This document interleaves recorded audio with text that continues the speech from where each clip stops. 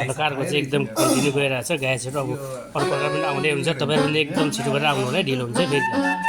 ल यता अर्को कुरा पनि सुन्नु सक्नुहुन्छ